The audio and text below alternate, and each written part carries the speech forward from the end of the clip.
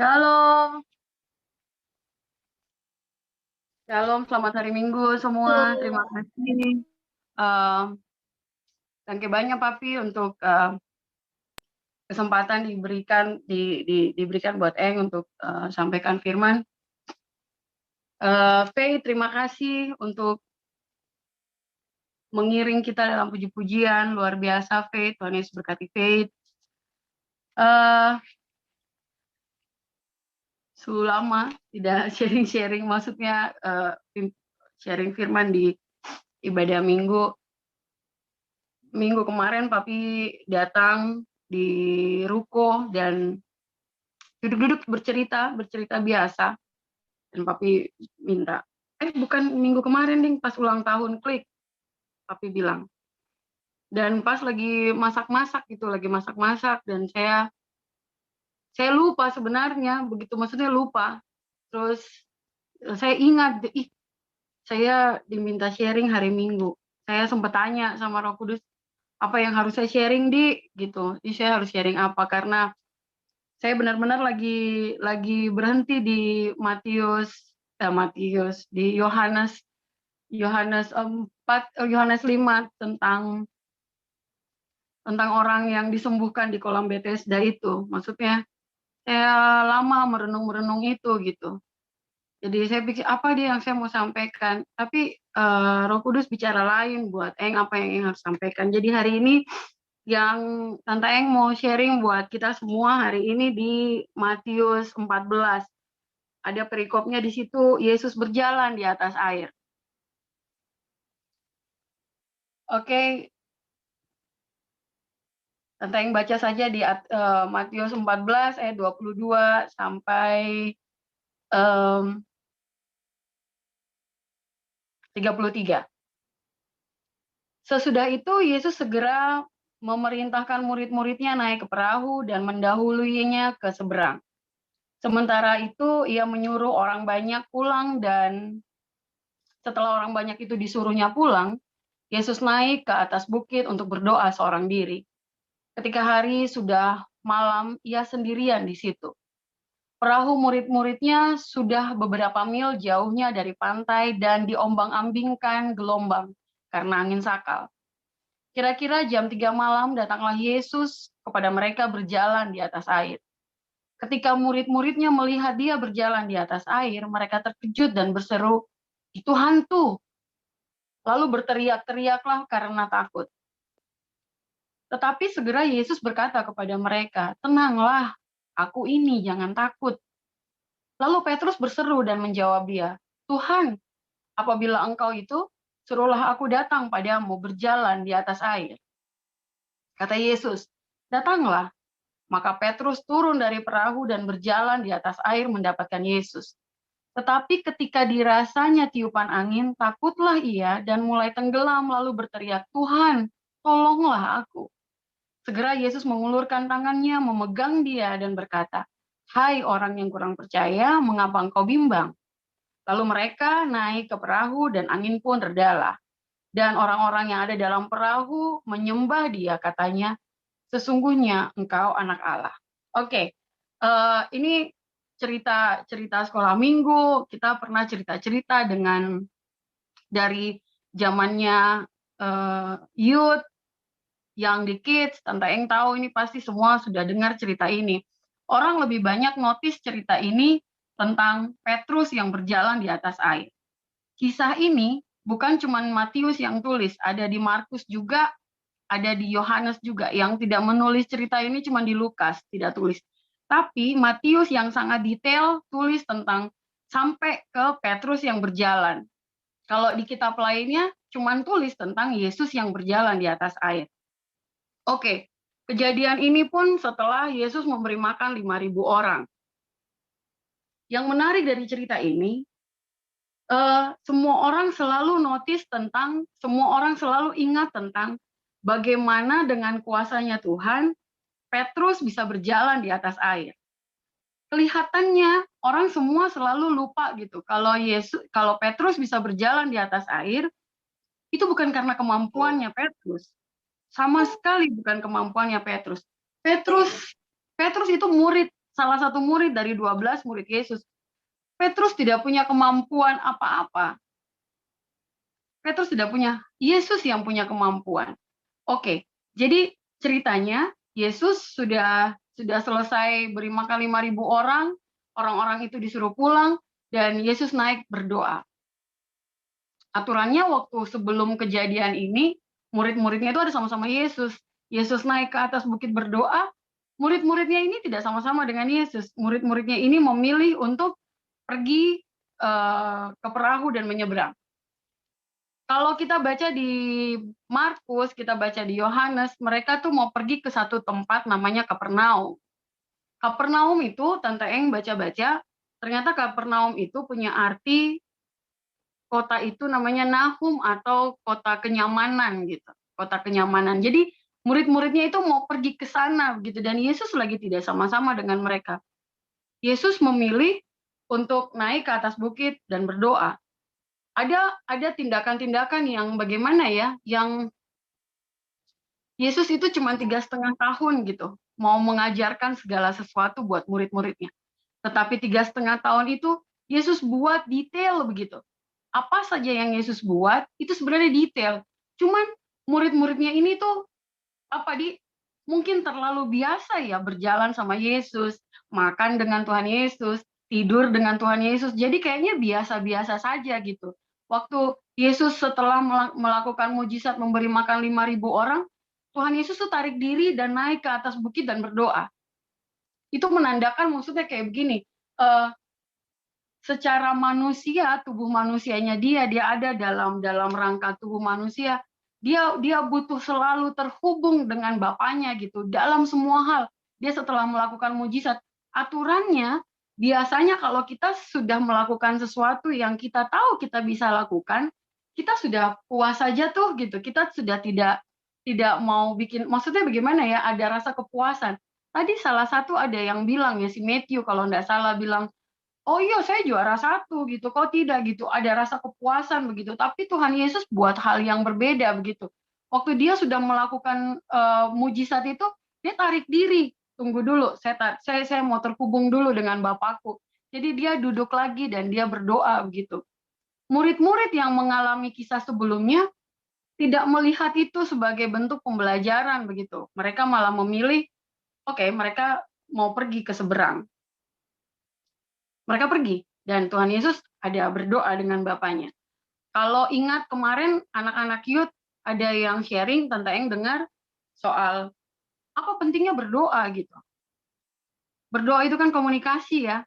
Berdoa itu terhubung berbicara ya, bukan dalam ranah ada mau minta apa atau apa gitu. Yesus selalu mau terhubung sama Bapaknya, makanya dia ambil waktu untuk, oke, apa saja yang saya buat, saya harus terhubung sama Bapakku. Oke. Yang menarik, waktu 12 murid ini lagi berjalan, lagi di tengah gitu, di tengah kejadian ini dituliskan begini. Itu perjalanan antara tempat di mana mereka keluar dengan perahunya itu ke Kapernaum itu kira-kira 7 mil gitu. Jadi mereka pas lagi di tengah, tiba-tiba ada angin sakal. Angin sakal. Tante Eng kemarin buka di Kamus Bahasa Indonesia. Apa itu angin sakal? Angin sakal itu ternyata angin yang datang arah berlawanan dari benda. Angin yang datang menghantam. Jadi angin itu tidak hanya ada di laut, tapi angin itu juga ada di udara. Jadi waktu pesawat terbang atau kapal lagi berlayar, ada di waktu-waktu tertentu angin itu muncul gitu. Dan dia hantam apa saja. Dia hantam, kalau murid-murid ini lagi berlayar, ya dia hantam kapal itu. Dan yang jadi akibat adalah kapal itu nggak bisa maju gitu. Karena ada hantaman angin itu yang paling dikhawatirkan untuk orang lagi pilot lagi bawa pesawat, itu sangat dikhawatirkan gitu. Dia tidak cuman bikin stuck, tapi dia dorong ke belakang gitu. Itu angin sakal. Nah itu yang terjadi. Jadi waktu mereka, bayangkan 12 murid ini, mereka tuh nelayan aturannya, mereka punya keahlian gitu. Mereka bisa baca alam, mereka bisa tahu kondisi waktu mereka mau pergi berlayar. Sama dengan Tante Rina jago bikin kue. Jadi waktu orang bilang, saya mau bikin kue seperti ini, seperti ini, seperti ini. Tante Rina tuh sudah bisa membayangkan gitu. Tante Rina bakal memberikan masukan-masukan, ih sebaiknya kayak begini, sebaiknya kayak begini. Karena Tante Rina tuh paham gitu. Harganya tidak bisa begini. Kalau mau lebih bagus, baiknya begini. Nah, murid-muridnya juga harusnya begitu. Waktu mereka mau berlayar, aturannya mereka bisa lihat. Oke, kalau ini lagi badai, pasti mereka berhenti. Mereka tidak kemana-mana, stop dulu. Tapi yang terjadi, mereka keluar. Berarti menandakan alam lagi baik-baik saja. Bakal tidak ada badai. Tenteng selalu pergi pasar setiap pagi. Sekarang tuh ikan mahal sekali. Alasannya ikan mahal, Tenteng tuh tanya, oh, walaupun sebenarnya Tenteng paham-paham juga. Ikan tuh akan selalu ada di laut. Yang bikin ikan mahal karena kondisi cuaca yang bikin nelayan tidak pergi ke laut. Bukan ikannya tidak ada. Ikan dia hidup di laut, dia berkembang biak di laut. Jadi kalau ada nelayan yang mau datang tangkap, ya karena keberuntungan dan apa dia bisa nangkap. Tapi kenapa susah tangkap ikan? Karena cuaca lagi tidak bagus. Jadi tidak ada nelayan yang pergi turun. Siapa mau pertaruhkan nyawa di alam terbuka? Kalau kita jatuh dari sepeda, otomatis kita bisa berdiri. Ombak, kita dihantam, ombak, kita jatuh kemana? Tenggelam. Kita bukan ikan. Kita tidak bisa punya cadangan insang yang jatuh di laut, terus oke, Denny manusia ikan, tiba-tiba bisa bernafas begitu. Tidak. Jadi nelayan memilih untuk pergi ke laut, otomatis hal pertama yang harus dia lihat keadaan cuaca. Itu yang terjadi sama murid-murid. Otomatis dia mau ke seberang, di luar dia punya keahlian, dia punya kemampuan untuk membaca alam, ya pasti dia lihat, oke, lagi tenang ini, tidak ada badai. Mari Jo, kita naik semua di kapal, kita pergi ke seberang. Mereka dengan percaya diri mereka pergi. Di tengah-tengah angin sakal datang. Angin itu datang dan menghantam itu kapal, dan kapal itu terombang-ambing. Mereka sangat takut. Kalau baca di kisah Markus, dibilang begini, Yesus tuh lihat dari darat. Yesus tuh lihat mereka dari darat begitu. Kisah ini cerita begitu. Yesus dari jauh, Yesus tuh lihat mereka. Oh, mereka lagi susah payah mendayung ini, lagi susah payah. Waktu Yesus lu lihat mereka lagi kesusahan, Tuhan Yesus tuh datang sama mereka. Tuhan Yesus berjalan menuju mereka. Di Markus, di kitab Markus pasal 6, kalau nanti kalian ada waktu kalian baca-baca, dibilang begini, ketika ia melihat payahnya mereka mendayung karena angin sakal, jam 3 malam, ia datang kepada mereka berjalan di atas air, ia hendak melewati mereka. Jadi Tuhan Yesus, kisah di Markus tuh bilang begini, Tuhan Yesus lihat mereka susah payah, Tuhan Yesus datang sama mereka, tapi Tuhan Yesus hendak melewati mereka. Waktu Tante Eng baca itu, Tante Eng pikir-pikir begini, Tuhan Yesus niat gak sih tolong mereka? Karena Tuhan Yesus hendak melewati mereka. Nah, kebenaran sekarang, belakangan ini, kita selalu lagi cari terjemahan lain. Tante Eng langsung buka di Passion Translate. Di Passion Translate itu ternyata dibilang begini, waktu Tante Eng baca itu, Tante Eng sangat merinding, maksudnya ternyata dibilang begini, kejadian Tuhan Yesus berjalan di atas air yang melewati mereka, itu ternyata sama dengan waktu Tuhan mendatangi Musa di Keluaran pasal 33. Ayo kita buka Keluaran pasal 33. Ini menarik sekali. Oke. Keluaran pasal 33. Kalau baca Keluaran pasal 33 kan semua sudah pernah dengar toh, mungkin Matthew juga sudah beberapa kali dengar, Max, Nadine sudah dengar. Waktu kejadian Musa berjalan keluar dari tanah Mesir. Terus Tuhan bilang begini sama Musa, berjalan nih, nanti saya akan kirimkan orang untuk berjalan dengan engkau gitu, dengan Musa.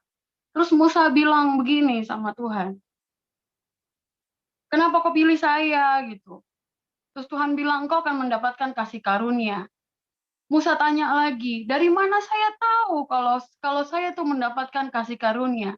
Terus Tuhan bilang lagi sama dia, saya akan berjalan bersamamu, saya akan kirim orang. Dan Musa bilang sama Tuhan, jangan deh, kalau bukan Tuhan sendiri yang berjalan dengan saya enggak mau berjalan. Itu kejadian, itu kisah di yang 33. Tapi yang menarik yang Tante Eng mau kasih lihat buat kita semua, toh persamaan ternyata di kisah Markus 6 itu tentang yang Tuhan melewati mereka, ternyata dibilang begini, similar, kejadiannya itu sama di Keluaran 33 ayat 19. Tentang bacana, Musa tuh sempat bertanya kepada Tuhan di ayat 18. Musa bilang begini, perlihatkanlah kiranya kemuliaanmu padaku. Tuhan jawab, tetapi firman-Nya, aku akan melewatkan segenap kegemilanganku dari depanmu dan menyerukan namaku di depanmu. Aku akan memberi kasih karunia kepada siapa yang kuberi kasih karunia dan mengasihi siapa yang kukasihi. Dalam hal ini Tuhan lagi mau tujukan pada Musa. Oke, lompat ke ayat 22. Apabila kemuliaanku lewat, maka aku akan menempatkan engkau dalam lekuk gunung itu, dan aku akan melindungi engkau dengan tanganku, sampai aku berjalan lewat. Karena begini, tidak ada satu manusia pun bisa melihat kemuliaan Tuhan. Dibilang, oke, Tante yang lanjut, Mona, dari ayat 19 ke 20.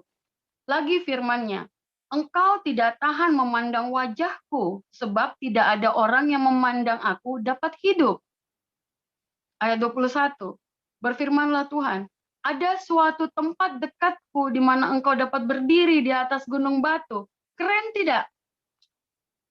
Tuhan mau Musa tuh paham gitu, bahwa kemuliaannya, bahwa Tuhan berjalan dengan dia, tapi dia bertanya terus sama Tuhan, tapi kalau Tuhan, bagaimana saya tahu kalau saya dapat kasih karunia? Tuhan kasih tahu lagi.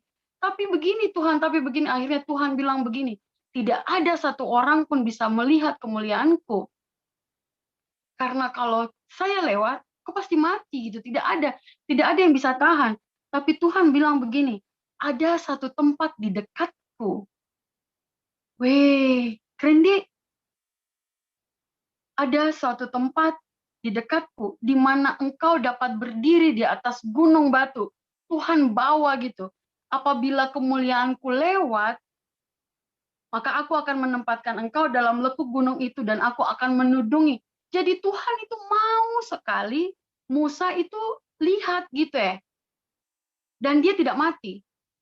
Nah, kejadian yang sama ternyata terjadi di kejadian waktu Tuhan berjalan di atas air.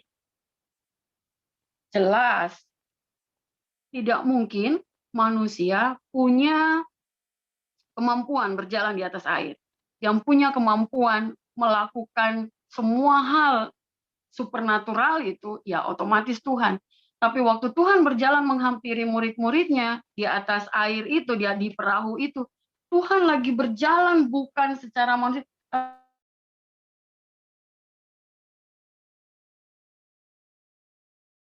Tuhan lagi berjalan jejak sama 12 murid.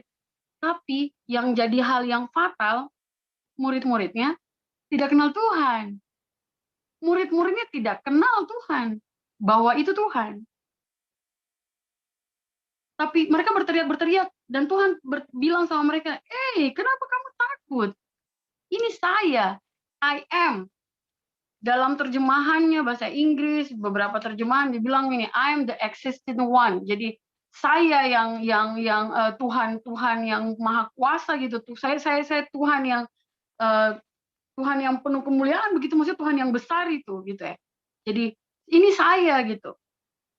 Nah, waktu murid-muridnya sudah akhirnya notice, akhirnya murid-muridnya waktu sadar bahwa itu adalah Tuhan, ada satu murid yang bilang begini sama Tuhan, kalau itu engkau, suruhlah saya berjalan di atas air. Maksudnya suruh saya berjalan ke tempatmu. Petrus bilang begitu. Seketika Tuhan bilang, Tuhan tidak pakai nego-nego banyak-banyak, Tuhan tidak bilang-bilang bahwa kau begini, kau begitu. Tuhan langsung suruh begini, satu kata saja, Tuhan bilang, datang. Datang. Dan Petrus keluar dari perahu. Waktu Tante Eng merenungkan kata datang ini, kita semua sebenarnya punya kapasitas yang sama. Waktu kita terhubung dengan Tuhan, waktu kita punya kerinduan-kerinduan. Apa sih kerinduannya Owen? Apa sih kerinduannya Faith, Keisha? Bahkan Tante Eng punya kerinduan. Tuhan hanya perlu begini, Tuhan berdiri di sini, dan Tuhan bilang, datang. Datang, itu tindakan yang harus dilakukan, toh, kata kerja. Petrus datang dengan berjalan menghadap Tuhan. Karena Tuhan berdiri di depan dan dia berjalan. Tante Eng tuh satu kali ingat, Tante Luna tuh, Mama Luna cerita soal bangsa Israel. Jadi waktu Tante Eng mundur di Keluaran 33. Waktu Tante Eng baca Keluaran 33, Musa tuh bilang begini, kok harus ada dengan kita sampai bangsa lain tuh lihat kita berbeda gitu ya. Tante Eng belum bisa gambarkan itu sampai Mama Luna tuh jelaskan begitu menceritakan. Jadi bangsa itu berjalan di padang gurun dan mereka sangat berbeda. Ada tiang awan, ada tiang api. Mereka dikasih makan mana, ada burung puyuh gitu. Mereka berbeda gitu. Nah, waktu Petrus pun berjalan di atas air, sebenarnya dia tuh Tuhan mau kasih lihat juga sama dia bahwa kau berbeda karena kau lagi saya yang panggil dengan semua yang kemuliaan yang Tuhan kasih tunjuk, Tuhan kasih kekuatan buat Petrus dan kemampuan buat Petrus untuk Petrus berjalan di atas air. Petrus berjalan di atas air. Waktu Petrus berjalan di atas air, Tante yang jadi ingat tadi yang Matthew bilang, saya juara 1, juara 2 Jako. Ingat, pencapaian-pencapaian bukan karena kita yang sanggup melakukan. Tapi karena Tuhan yang berdiri di depannya kita dan kasih kita kemampuan.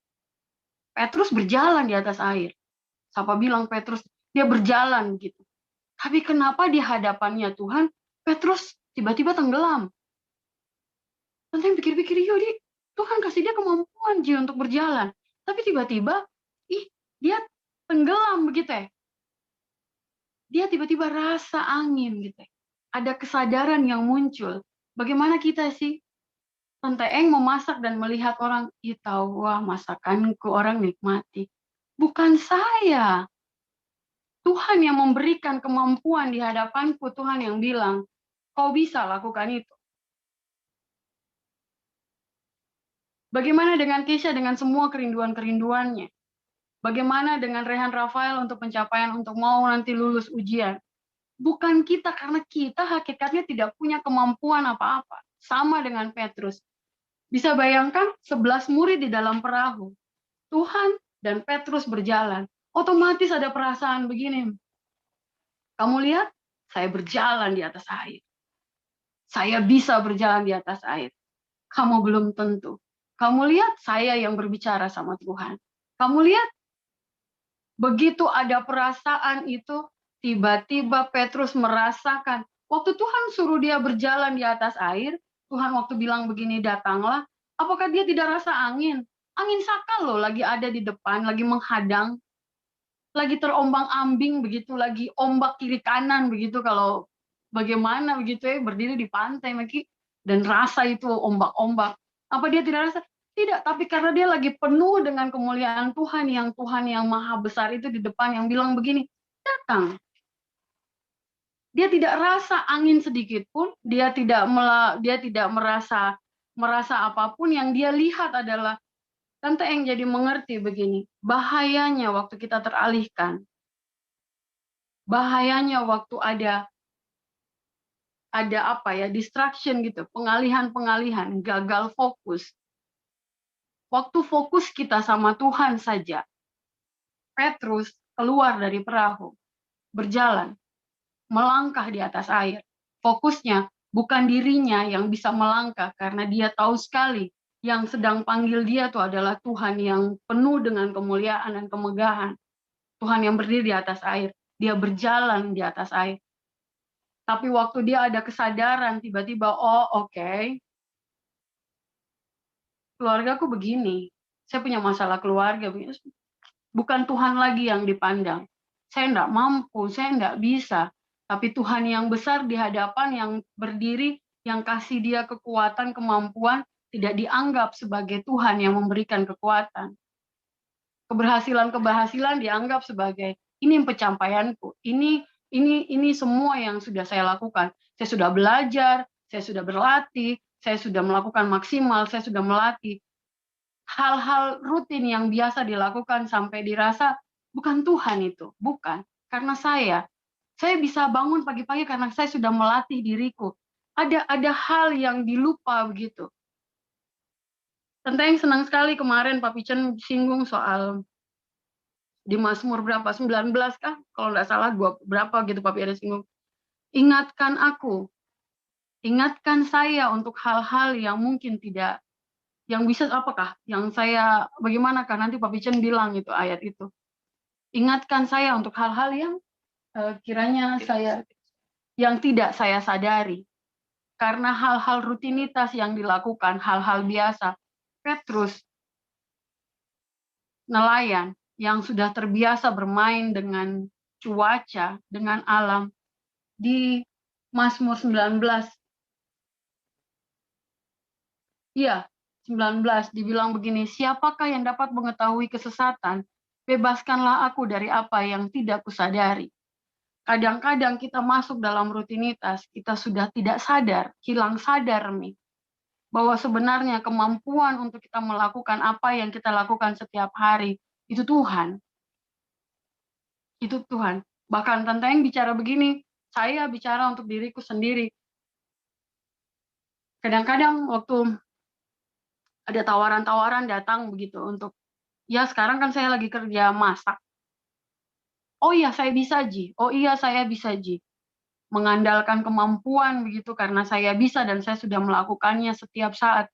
Lupa gitu, lupa akan hal yang tidak saya sadari bahwa kemampuan untuk bahkan taruh garam di dalam masakan itu Tuhan yang taruh. Tuhan yang kasihkan saya. Jadi kadang-kadang dengan sangat pede masak, tiba-tiba ada yang WA. Ci, hari ini makanannya asin. Serius, itu sudah terjadi. Itu sudah terjadi. Padahal saya paham sekali tuh. Saya taruh ini, taruh ini, taruh ini. Tiba-tiba ada anak-anak di tempat di ruko yang bilang, ih tahu wah, itu, ibu yakin Ji tuh rasa, iyo rasa muko, kita rasa fine, baik Ji. Tapi tiba-tiba siang nanti jam 2:30 ada yang WA. Ci, terima kasih ya makanannya, tapi hari ini asin. Iya kak. Hal yang selalu sudah dilakukan begitu. Lupa bahwa waktu Tenteng sehari Jumat dan Sabtu kemarin merenung-merenung tentang apa yang Petrus buat di hadapan Tuhan begitu. Bisanya itu di hadapan Tuhan yang besar itu, Tuhan yang berdiri di depannya dia, yang suruh dia datang. Dan dia suddenly tenggelam. Dia tenggelam. Cuman karena itu, Tante berpikir gitu, kenapa Tuhan suruh dia berjalan dan kenapa Tuhan izinkan dia tenggelam? Apakah Tuhan iseng gitu? Tuhan mau main-main gitu? Di dalam Tuhan kelihatannya tidak ada, bukan kelihatannya, tapi memang Tuhan tuh tidak pernah iseng-iseng gitu, mau coba-cobai orang gitu. Tapi ya itu, ada perasaan-perasaan yang, yes, saya, ini saya, ini saya, ini saya. Ada satu kesaksian kemarin tentang punya adik-adik yang suka kumpul di ruko, anak-anak Karis. Ada satu anak namanya Hiskia. Dia itu sekolah alat-alat berat dan dia sudah punya sertifikat apa segala macam gitu. Dia punya pekerjaan di sini luar biasa bagus. Dia kerja di banyak perusahaan-perusahaan asing. Tiba-tiba ada satu perusahaan yang dia benar-benar incar sudah lama gitu. Dia tinggalkan semua pekerjaan di sini, bahkan berencana dia mau kuliah, dia batalkan, dia pergi ke Morowali untuk dia tes. Sebelum dia pergi ke sana, dia datang sama Tante Eng dan dia bilang, Kak, saya mau ke sana gitu. Tante Eng bilang sebenarnya sama dia, kok sudah tanya Tuhan, kok sudah berdoa, terus dia bilang, Kak, saya itu tidak pernah gagal dalam urusan gini, karena toh yang saya mau masuk itu juga sama gitu, cuman bergengsi karena ini perusahaan yang memang dia incar sejak lama.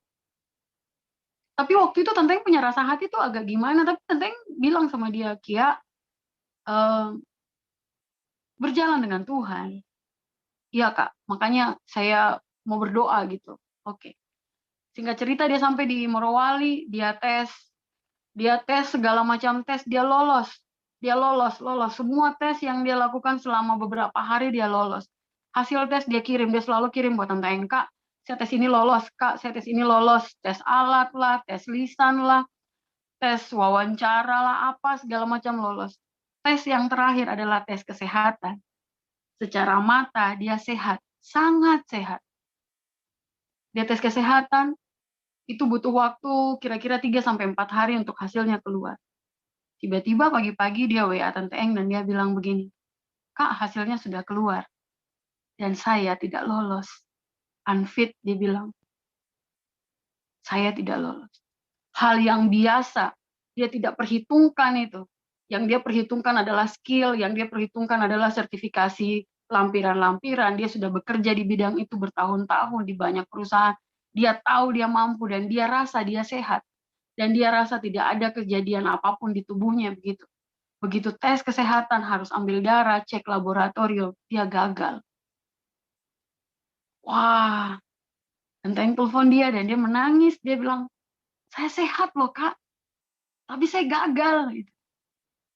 Tapi itu, kita selalu melihat bahwa pencapaian-pencapaiannya kita itu karena kita. Dan karena hal yang sudah biasa kita buat. Biasa Ji, saya bisa Ji. Ini hal yang gampang Ji. Sama seperti waktu dia berhadapan dengan badai, dia lihat Tuhan di depan dan dia keluar berjalan. Dia berjalan. Waktu dia berjalan pertama, apa dia tidak rasa tiupan angin? Ada badai di depan, angin sakal. Tapi karena fokusnya ada di Tuhan, kenapa bisa waktu dia berjalan, fokusnya tiba-tiba teralihkan dan dia rasa angin. Dia rasa angin bertiup, sentuh dia punya badan. Apa sebelumnya dia pakai mantel? Nelayan, pergi melaut, tidak pakai mantel. Mereka sangat apa adanya. Dan saat itu juga dia tenggelam. Saat kita hilang fokus. Saat kita tidak sadar lagi. Saat kita rasa semua hal yang saya buat adalah karena saya mampu, karena saya bisa, karena saya. Dan saat itu, Tuhan yang bahkan berdiri di hadapan, kita semua tahu bahwa Tuhan ada di dalamnya kita. Kita lupa karena belajar kok. Latih kok dirimu. Lupa ada satu pribadi yang beri kekuatan yang tidak kita lihat, yang kita tidak nampak di hadapannya kita. Benar melatih diri. Tidak ada yang salah dari itu. Tetapi jangan lupa ada kekuatan yang besar. Selalu terhubung dengan kekuatan itu. Terhubung. Jadi waktu pun gagal, kita tahu, oh iya, tetap mengucap syukur. Jadi waktu Petrus mulai tenggelam, dia cuma teriak. Dia kembali disadarkan, ada Tuhan yang besar di depannya. Tuhan tolong saya. Tuhan langsung ulurkan tangan. Pegang dia punya tangan. Waktu ulurkan tangannya Tuhan, tetap Tuhan tolong kita. Tapi kembali lagi, panggil Tuhan dulu toh. Teriak Tuhan dulu toh. Ulurkan tangan dulu toh.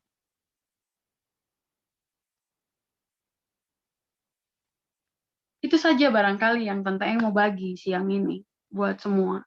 Banyak di antara di Worry, di Klik, anak-anak youth, ada Warrior Kids, sebentar lagi Gea, Sky, El,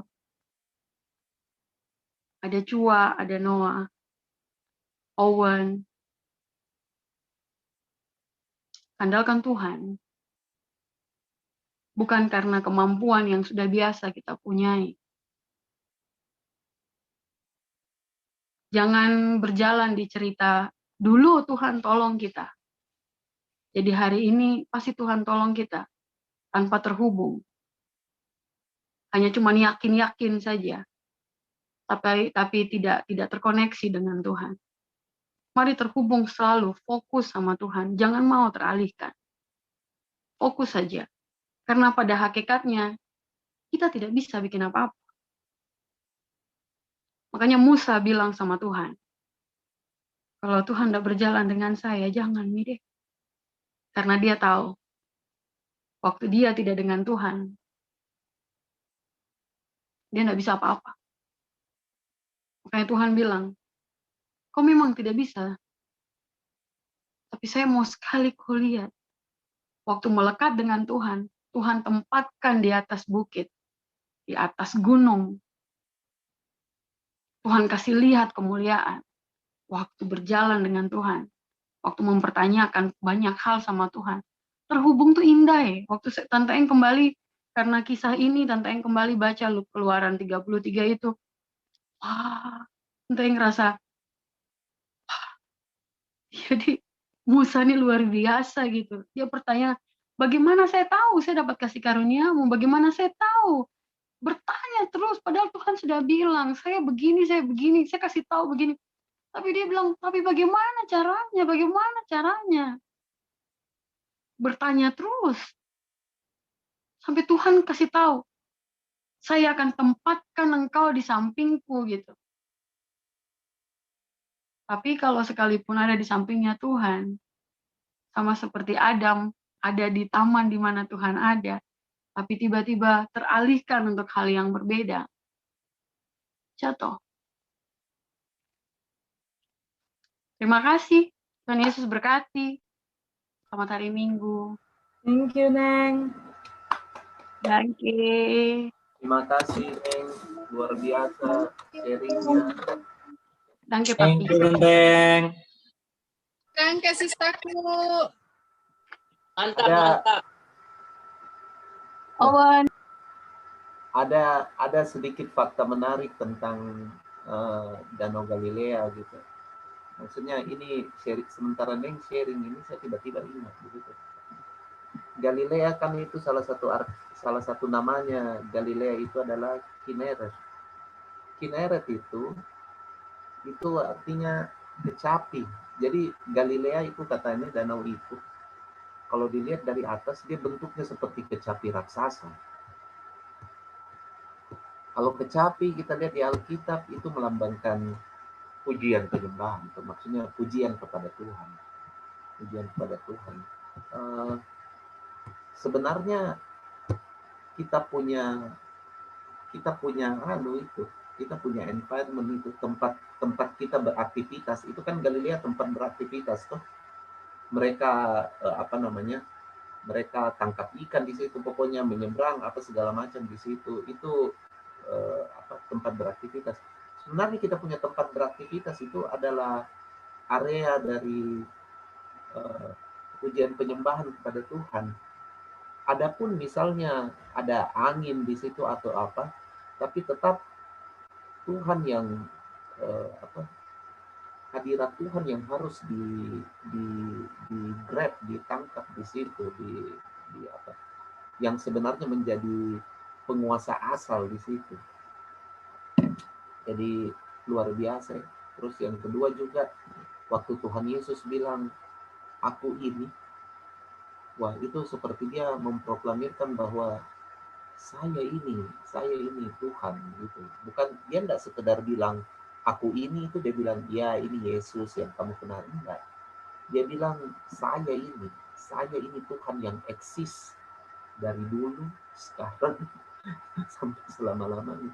Dia datang dan bilang saya ini yang selalu eksis. Wah, itu luar biasa itu pernyataan. Saya pikir itu yang membuat Petrus bergerak untuk apa?